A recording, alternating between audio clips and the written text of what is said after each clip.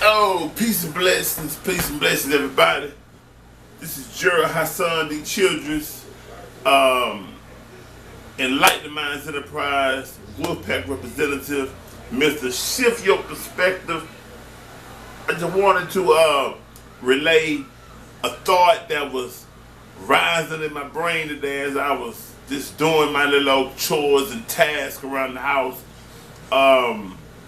It's in relation to the response. You know what I'm saying? When a person is, like when we are posting something, like from a woman's perspective, and the woman is posting something from a woman's perspective about men, or a man is posting something from a man's perspective about women, or if a woman is posting something from a woman's perspective about women, or men is posting something from a man's perspective about men. I hope I said those, so I got all four, approaches to that. But whether it be from a Facebook post or whether it is in a discussion, a general discussion, whether it be in a debate or an argument with a significant other, this little piece that I want to speak about is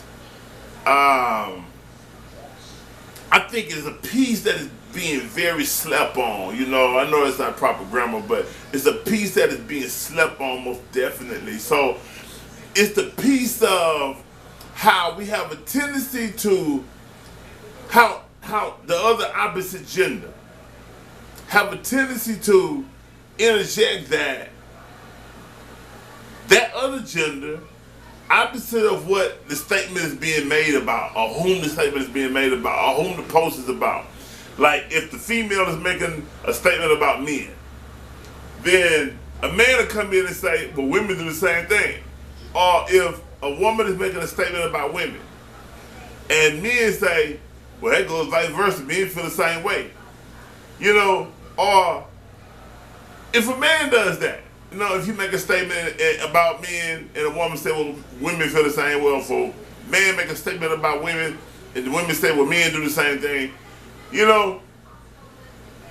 that right there to me is,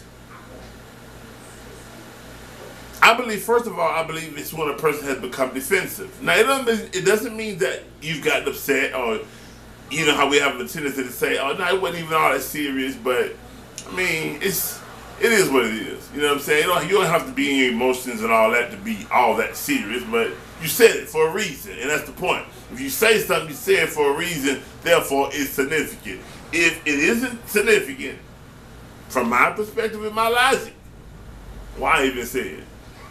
Why has it even reached the point of it even coming out of you if it isn't significant, if it isn't even important? So if it is, once you've made it known, once you let it come out of you and you shared it with others, at that point it deserves to be addressed until it is resolved or until there's a mutual understanding. Do we agree? Once it has come out, it needs to be dealt with. That is the only way mature, grown, and intellectual people move beyond a point. It's through an understanding. An understanding is everything. A proper and correct understanding is everything, and not just an understanding, but again, a proper and correct understanding. So now, we have a situation. Let me give you an analogy. And it is a perfect example of my point and what I mean. Just in case you still kind of don't get it, because a lot of you are so instinctively geared to get defensive. To where even though I said what I said in the many different ways that I said it, you found some kind of way to say, well, I don't know, but hold up. You found a way to defend it, or to be defensive, basically. You jumped on the defense. To be defensive is to jump on the defense. So now, a perfect example is when black people say Black Lives Matter, but you have someone who isn't black, particularly, right, who isn't black, I'm saying it makes a difference. If it was someone black who said it, you would have a different issue with this individual. But if someone who isn't black say, well, all lives matter, Doesn't that make black people feel like, for you to make that statement, you take away from all that Black Lives Matter? You taking away from what my point, what I'm trying to push out here? Yeah, all lives matter. We understand that, but no one is being affected in the way that we are being affected, which created this outcry, which created, or what created the force in me to even say what I'm saying right now. And it's like, if you don't have anything to say, when you say all lives matter, if you don't have anything to say, if you don't make the same outcry when black people are being killed, then you really don't even have anything to say now, as far as I'm concerned. Your word and your stuff you're talking about means very little to me. So vice versa, if a man makes a statement about men, or if it makes a statement about women, and someone of the opposite gender, black, white, someone of the opposite race, someone of the opposite gender say, well, women feel the same way. Or if a man talking to a woman say, well, men feel the same way. Or that goes vice versa. We do it all the time. So when somebody does that, no matter even in humor, again, if it comes out, it's significant. You meant what you said. You meant what you said. That's the bottom line. Whether it was meant in frustration, whether it was just playfully, you meant it. So being that it was meant, it deserves to be addressed. It's a concern. And because I care for you and your peace of mind, we need to talk about it. You know? But again, my point is that when we're having discussions with people whom we care about, with people whom we care to understand, with people whom we value their peace of mind, with people whom we value just their happiness and things like that, then we should have a natural inclination to want to understand them, to fully want to incorrectly understand them. And not just be understood, because it is only through the proper understanding can we really get somewhere. And it has to be mutual. It has to be reciprocated. It can't be imbalanced. If two people not singing on the same page, you just want to be understood and you don't care about understanding me, then it's like, we can't get nowhere with that, right?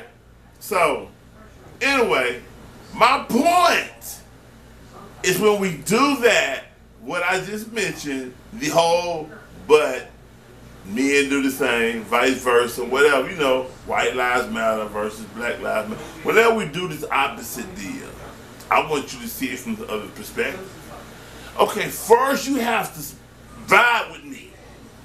Before you shift and want me to see that I do, or I'm a hypocrite, before you want me to see that I am a hypocrite, or that I don't understand your concern that we have the same concern, or that I don't understand that we have the same issue, that we both doing the same thing, we both create the same problem. Before you can do that, before you can get me to see that, you have to first show me that Black Lives Matter. I'm using this example. You have to first show me that Black Lives Matter to you too. You're not black, right? You're not a man. You're a woman, or man, or from a woman's perspective, you're not a woman, you're a man. I'm saying, so if a woman is voicing a concern, the man has to first show her that her concern matters. If a man has a concern, a woman has to first show him that your concern matters. Before I begin to want to get you to see that baby, or that friend, or whoever, you do the exact same thing. You just do it a little differently from a different kind of somewhat, but you do the exact same thing. I want you to understand and see how you do the exact same thing. You understand? Or I want you to see how what you do affect me in the exact same way. You know what I'm saying? Because we're trying to go somewhere, right? We're trying to grow. We're trying to get beyond certain points. We both know we're not perfect, right? That means we're prone for imperfections. We're prone towards error. So if I can admit that, then why am I not open to be corrected? Why am I not open to be criticized? constructive criticism of whatever, sometimes it is true and accurate. No matter, even if it's coming from a place of hate or envy, sometimes it is true. And we become people that love the truth, then we don't really care how it came, because maybe it came the way it was supposed to come, because in the way that it came, that was the only way it was going to penetrate my egotistical thinking.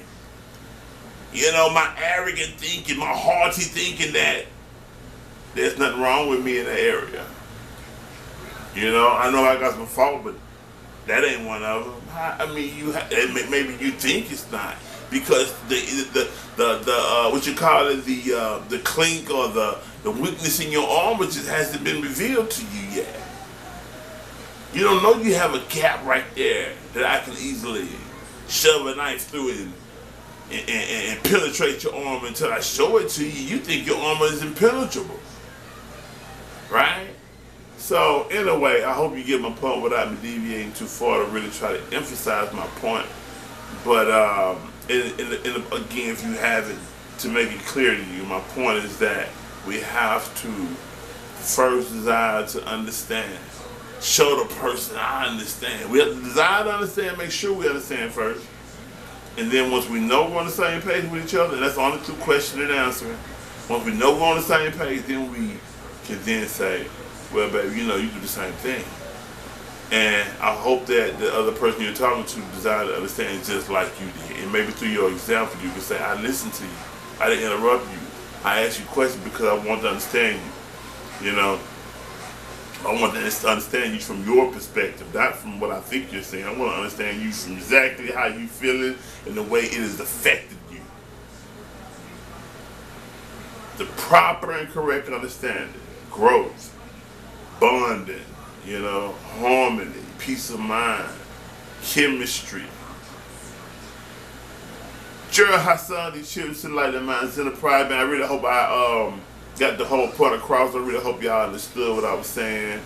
And if you didn't, quick hit me with the comments, hit me with the questions, and maybe in due time, if I don't answer it in the comments, I can make another video with more clarity, make it more concise. To be honest, some people have a issue with the length of my video. Yeah, they make an excuse, say, people have a short attention span. We have a long attention span for that which we like, that which incites or stimulates our interest, no matter what it is, right? We'll stand in line for hours if we want whatever we stand in line for long bad enough. So for a person not listening to all of my videos because they say it's too long, it's because, hey, it doesn't stimulate you like that. It doesn't get your attention like that. And I've made the decision to be properly and correctly understood, value that more than trying to accommodate, your inability to want to listen to the whole video if it don't do you like that. That's cool, fine, Daddy. But anyway, Gerald Hassan, the Church Like the Minds Enterprise. If it don't sound right, feel right, or seem right, try shifting your perspective, because there's always another way of looking at it. And understanding that, man, I really appreciate y'all for sharing, for liking, because this is what I believe I was created to do. I believe this is what my life has cultivated in me throughout my whole life past. And I'm just a student of life, and I have I would like to say a pretty broad and unique perspective on a lot of different things.